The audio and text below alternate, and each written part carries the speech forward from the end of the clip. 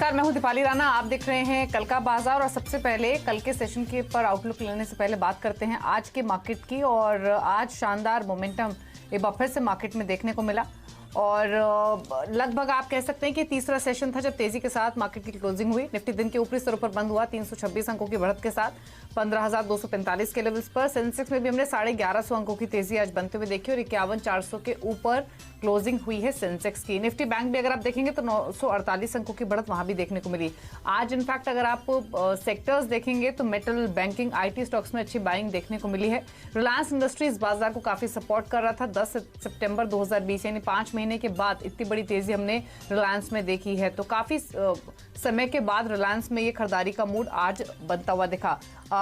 Interesting ये है कि एफआईज की ओर से अच्छी पार्टिसिपेशन आज कैश मार्केट में आया है। लगभग 2100 करोड़ की बाइंग एफआईज ने कैश मार्केट में की है। डीआईज ने हालांकि 392 करोड़ की बिकवाली कैश मार्केट में की है। तो ये आंकड़े हैं संस्थागत निवेशकों की ओर से।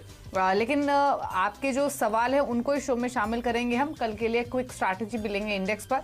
आपको बता दें शो की शुरुआत में कि ये शो फेसबुक, ट्विटर पर लाइव भी, अपने सवाल आप वहां भी भेजिए, आपके क्वेश्चंस हम शामिल करेंगे। हमारे साथ ग्लोब कैपिटल के वाइस प्रेसिडेंट हिमांशु गुप्ता हैं। हिमांशु नमस्कार, स्वागत है आपका। सबसे पहले तो निफ्टी पर आपके लिए आपका कमेंट चाहिए कल के लिए। आज 300 अंकों से ज्यादा का मूव रहा। जिन्होंने पोजीशंस कल के लिए कैरी की हैं खरीदारी की, उनके लिए टारगेट्स आपके क्या हैं और नई स्ट्रैटेजी बनानी हो तो इंडेक्स पर क्या रिकमेंडेशन होगी? शुक्रिया दीपाली जी, गुड इवनिंग। देखिए, क्लियरली फ्राइडे के सेल ऑफ के बाद बाजार ने जिस तरह से रिबाउंड यहां पर दिखाया है, क्लियरली बाजार पिछले 2 दिनों में एक अच्छी तेजी दिखाते हुए नजर आया है। बुल्स पूरी तरह से दोबारा से एक तरफ से बाजार में हावी होते हुए नजर आए हैं। और अगर कल के लिए बात करें तो मुझे ऐसा लगता है कि 15,320, 15,350 के लेवल्स निफ्टी में कल के सेशन में देखने को मिल सकते हैं। वो एक इंपॉर्टेंट रेजिस्टेंस और सप्लाई जोन है दीपाली जी। पिछले 3-4 दिनों की ट्रेडिंग के बाद मुझे ऐसा लगता है कि बाजार कल इन लेवल्स को टेस्ट कर सकता है और उसके बाद थोड़ा सा कंसोलिडेशन भी दिखा सकता है। ऑफ कोर्स कल वीकली एक्सपायरी है तो थोड़ी वॉलेटिलिटी भी देखने को मिल सकती है। सिमिलरली निफ्टी बैंक में मुझे लगता है कि 36,500, 36,600 पहला इंपॉर्टेंट पड़ाव है जो कल के सेशन में बाजार टेस्ट कर सकता है। ठीक है, तो ये लेवल्स वाइज आपको स्ट्रैटेजी बताई गई है। चलिए सवालों को अब करते हैं शामिल। अभिषेक पांडे हैं हमारे साथ लखनऊ से। अभिषेक जी नमस्कार, बताइए क्या सवाल है आपका? नमस्कार मैम, हमारे पास आरसीएफ का शेयर है। तो अभी जब ये 56 रुपए पे चल रहा था तो हमने इसको 50 शेयर लिया था।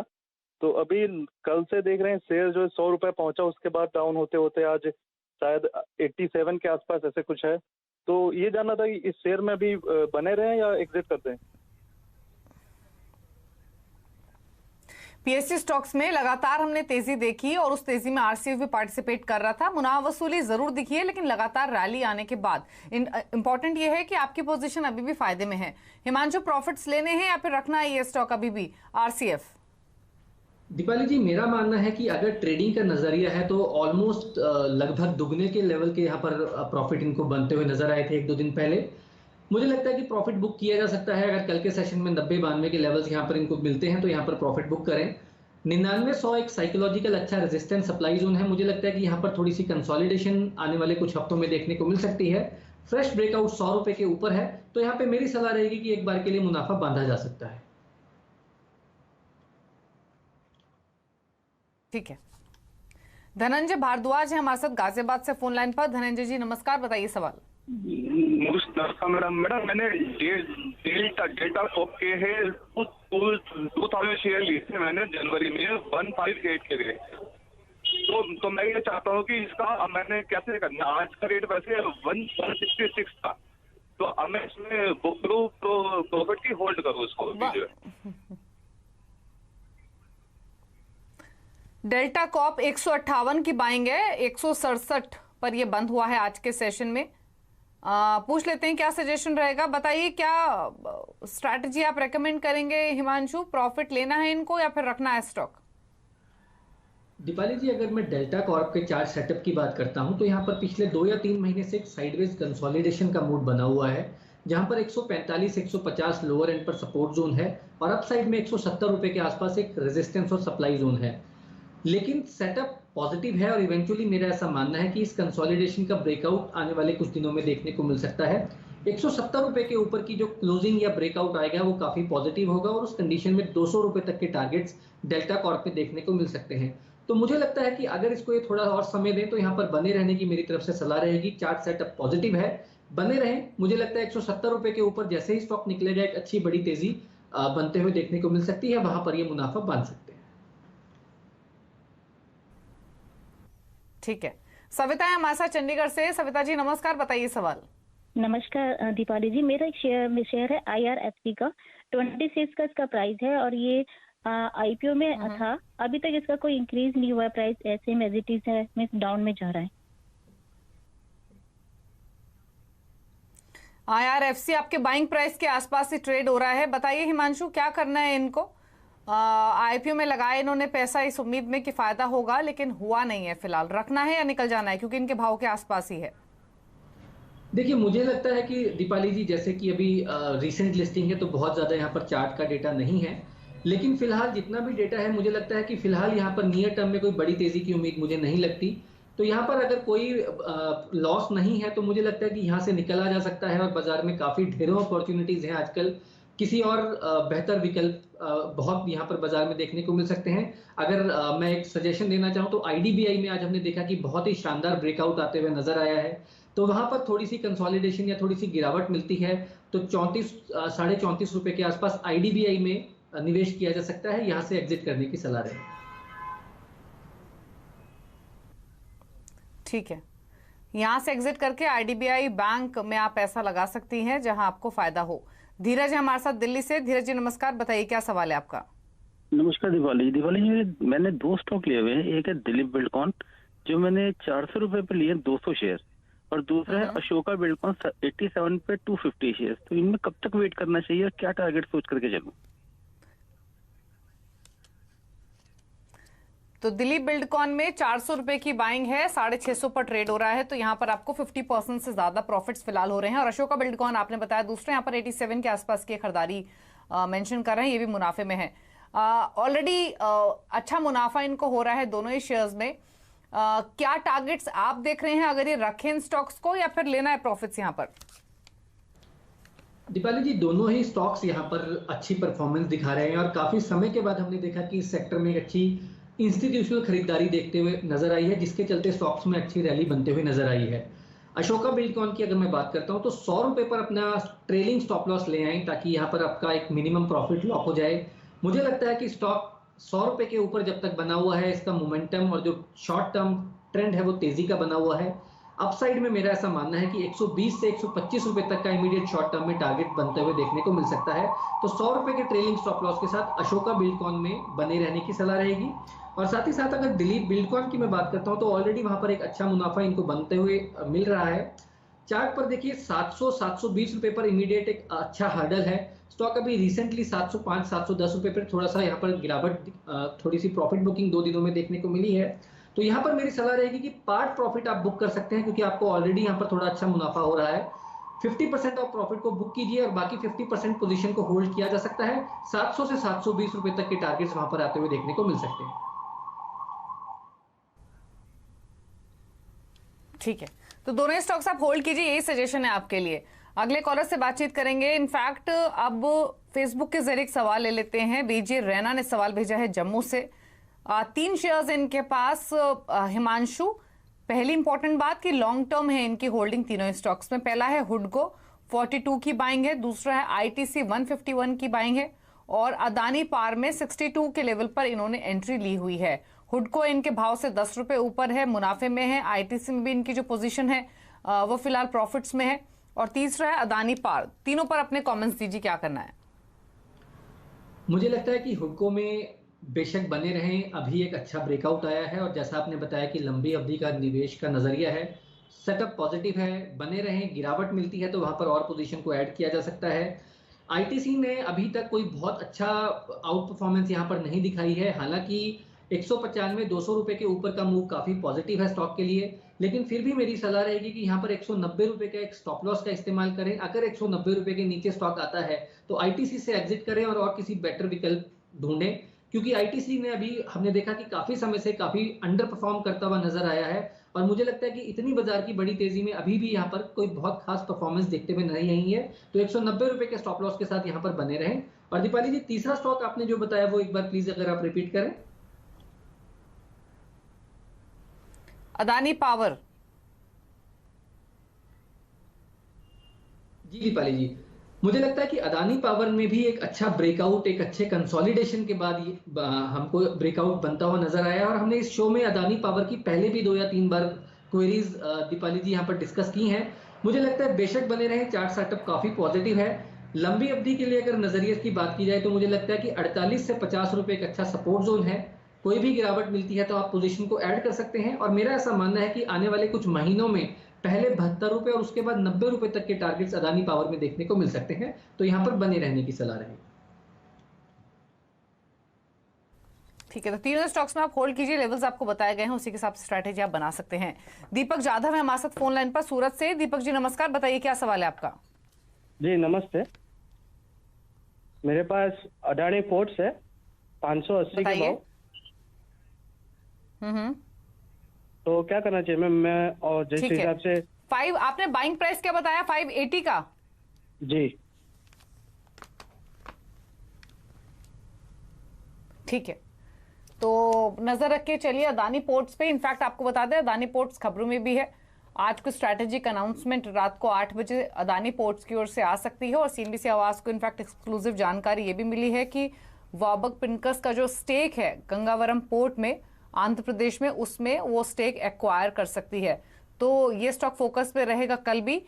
लेकिन इंपॉर्टेंट ये है कि ये ऑलरेडी मुनाफे में है। 580 की बाइंग बता रहे हैं, 729 पर ये स्टॉक हुआ है बंद। रखें इस स्टॉक को और स्टॉप लॉस टारगेट क्या एक्सपेक्ट कर रहे हैं?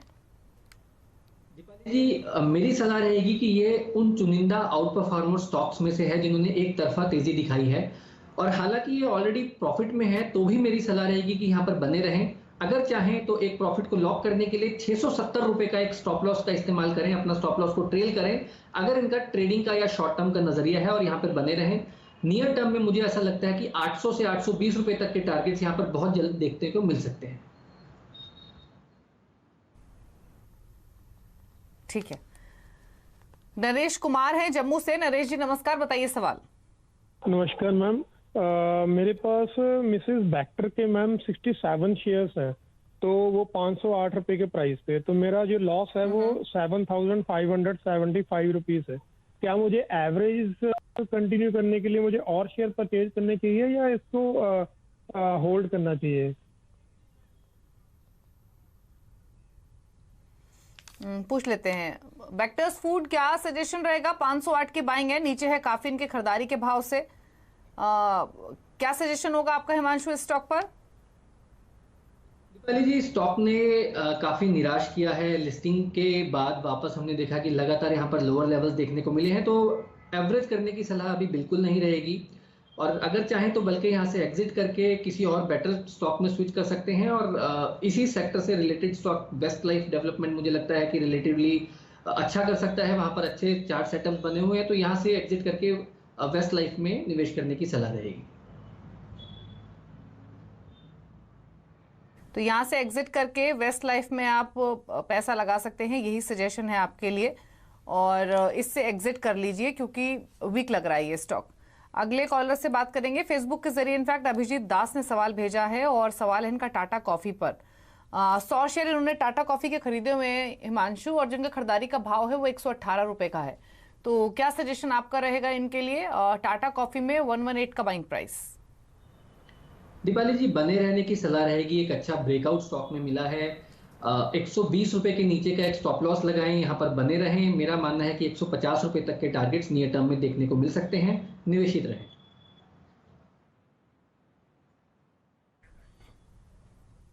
ठीक है, तो होल्ड करने की सलाह है, बने रहिए इस स्टॉक में। अगले कॉलर से बात करेंगे आशीष गर्ग हैं दिल्ली से। आशीष जी नमस्कार, बताइए क्या सवाल है आपका।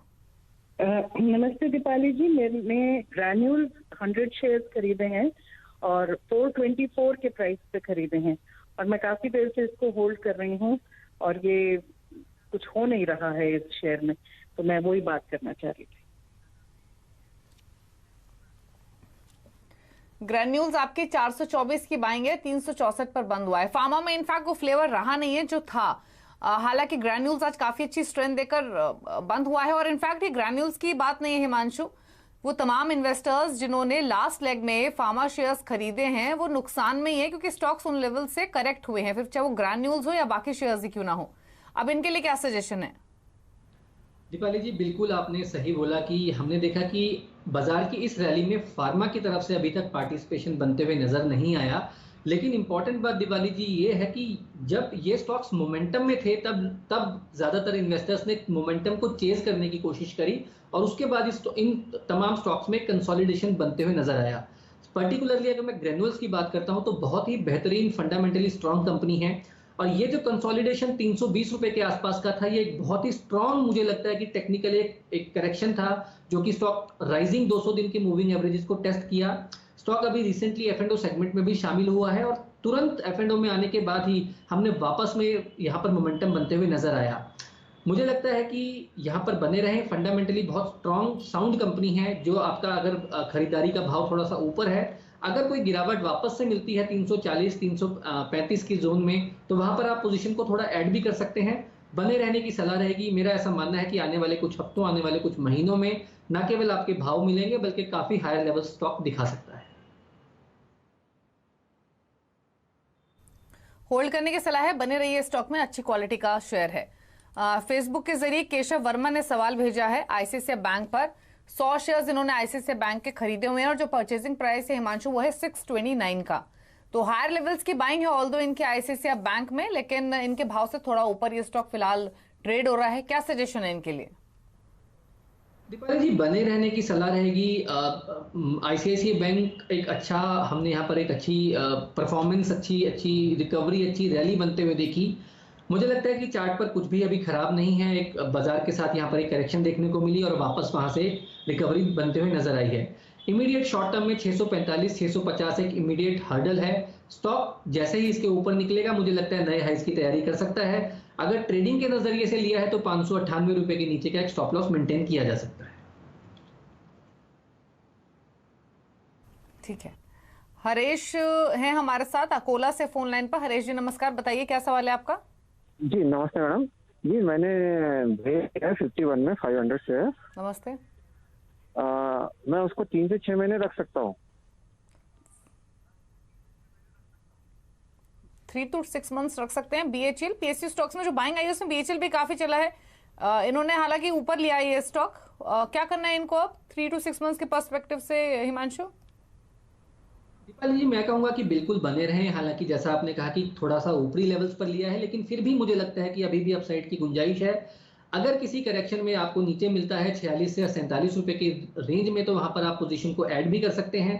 मेरा मानना है कि ये स्टॉक 60 से 62 रुपए के टारगेट दिखाने के लिए तैयार है। बहुत स्ट्रॉन्ग टेक्निकल ब्रेकआउट स्टॉक दिखा चुका है। बने रहें, गिरावट पर और भी पोजीशन में ऐड किया जा सकता है। ठीक है, तो होल्ड कीजिए, ऑन डिप्स ऐड कीजिए BHEL, ये सजेशन है।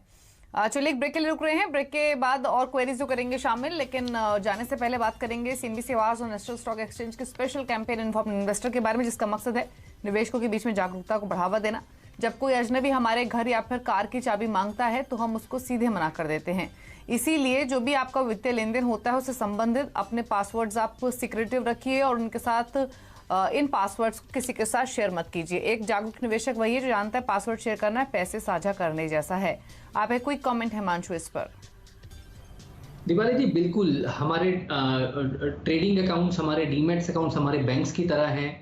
जिस तरह से हम कहीं पर भी अपने पिन या पासवर्ड किसी के साथ शेयर नहीं करते, ये जानते हुए कि अगर हम ऐसा करते हैं तो हमें भारी नुकसान हो सकता है, इसी तरह से हमको अपने डीमैट अकाउंट, ट्रेडिंग अकाउंट्स के जो पासवर्ड्स होते हैं वो भी बिल्कुल गोपनीय रखने चाहिए और किसी अजनबी के साथ साझा नहीं करने चाहिए। ये हमें बड़े लंबी अवधि में बड़े नुकसान से जरूर बचा सकता है।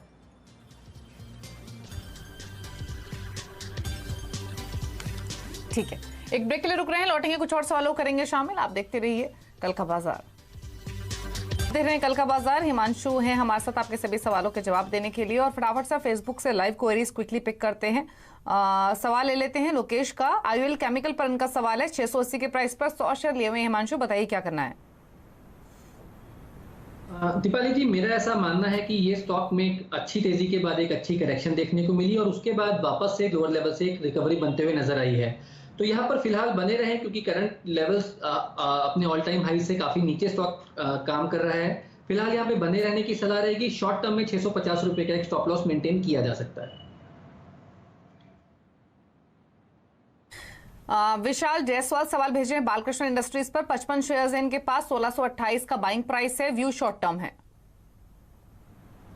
जी दीपाली जी, एक अच्छी करेक्शन के बाद लोअर लेवल से एक रिकवरी बनते हुए नजर आई है। शॉर्ट टर्म का नजरिया है तो 1600 रुपए के स्टॉप लॉस के साथ यहाँ पर बना रहा जा सकता है। 1700 रुपए तक के टारगेट्स यहाँ पर आने वाले कुछ दिनों में देखने को मिल सकते हैं। निधि शाह ने HEG पर सवाल भेजा है। 35 शेयर्स इन्होंने लिए हुए हैं HEG के, 1575 इनका खरीदारी का प्राइस है। दीपाली जी, एक अच्छा रनअप यहाँ पर स्टॉक ऑलरेडी दिखा चुका है और फिलहाल मुझे लगता है कि स्टॉक अपनी एक रेजिस्टेंस के पास है। तो यहाँ पर एक बिल्कुल स्ट्रिक्ट स्टॉप लॉस लगाने की सलाह रहेगी। 1500 रुपए के स्टॉप लॉस के साथ यहाँ पर बने रहें। अगर स्टॉक 1500 रुपए के नीचे निकलता है तो यहाँ पर एग्जिट करें। अपसाइड में स्टॉक जैसे ही 1640 1650 का हर्डल पार करेगा, जो कि इंपॉर्टेंट रेजिस्टेंस है, उसके बाद स्टॉक एक तेजी दिखा सकता है और उस कंडीशन में स्टॉक 1800 रुपए तक के भी लेवल्स दिखा सकता है। तो 1500 रुपए के स्टॉप लॉस के साथ होल्ड करने की सलाह है। सचिन चौहान का सवाल है NBCC पर 4500 शेयर्स 32 के प्राइस से बने रहे हैं। मुझे लगता है कि 60 रुपए तक के टारगेट्स यहाँ पर आने वाले समय में देखने को मिल सकते हैं और अगर स्टॉप लॉस को ट्रेल करना चाहें तो यहाँ पर 45 रुपए के नीचे का एक स्टॉप लॉस ट्रेल किया जा सकता है। ठीक है। इसके अलावा रंजीत ने सवाल भेजा है टेक महिंद्रा पर 1011 की बाइंग है, 16 शेयर्स हैं। IT as a sector Deepali ji, हमने देखा है कि अब यहाँ पर एक अच्छा तेजी बनते हुए नजर आई है। एक अच्छी कंसोलिडेशन के बाद टेक महिंद्रा अच्छा चार्ट सेटअप है। मुझे लगता है कि यहाँ पर बना रहा जा सकता है। हालांकि 1010 1015 पर एक इमीडिएट रेजिस्टेंस है, लेकिन मुझे लगता है कि फिलहाल होल्ड करें और अगर बहुत शॉर्ट टर्म में एक स्टॉप लॉस लगाना है तो 960 965 रुपए के नीचे का एक स्टॉप लॉस भी लगाया जा सकता है। इसके अलावा रवि प्रकाश ने सवाल भेजा है बजाज फाइनेंस के 5700 के प्राइस पर इन्होंने स्टॉक्स लिए हुए हैं। जानना चाहते हैं क्या करें, रखें या फिर कोई और स्ट्रैटेजी रखें। बजाज फाइनेंस बताइए। दीपाली जी, अच्छी करेक्शन स्टॉक में देखने को मिली और स्टॉक में मुझे लगता है कि इन्होंने बिल्कुल हायर लेवल्स पे यहाँ पर खरीदारी की थी। हालांकि आज के सेशन में एक अच्छी रिकवरी बनी है। इंपॉर्टेंट हर्डल है 5600-5620 पर। मेरा मानना है कि वहां पर स्टॉक में एक बार आप एग्जिट करें, क्योंकि वहां पर एक अच्छा सप्लाई जोन है और 5600 के लेवल्स के बाद वापस स्टॉक में गिरावट देखने को मिल सकती है। तो कल के सेशन में अगर 5600-5620 के भाव आपको मिलते हैं तो यहाँ पर एग्जिट करने की सलाह रहेगी। ठीक है। इसके अलावा आईटीसी पर एक सवाल है अंशु मिश्रा का। अंशु जी, ऑलरेडी हिमांशु व्यू दे चुके हैं, आईटीसी पर होल्ड करने की ही सलाह है इनकी ओर से। जोयतराम का सवाल है HDFC बैंक पर 1611 की इनकी बाइंग है, जानना चाहते हैं क्या स्ट्रैटेजी हो अब। शॉर्ट टर्म में थोड़ी सी अंडर परफॉर्मेंस यहाँ पर HDFC बैंक में देखने को मिली है, तो मुझे लगता है कि यहाँ पर अगर ट्रेडिंग का नजरिया है तो 1560 रुपए का एक स्टॉप लॉस रखें शॉर्ट टर्म के लिए और बने रहें। लॉन्ग टर्म के लिहाज से जैसा कि हम सभी जानते हैं कि बहुत ही स्ट्रॉन्ग प्रोमोटर ग्रुप से ये बैंक है, बहुत ही जबरदस्त आउट परफॉर्मेंस इसने पिछले कई सालों में दिखाई है। बने रहें, गिरावट पर और खरीदारी की जा सकती है।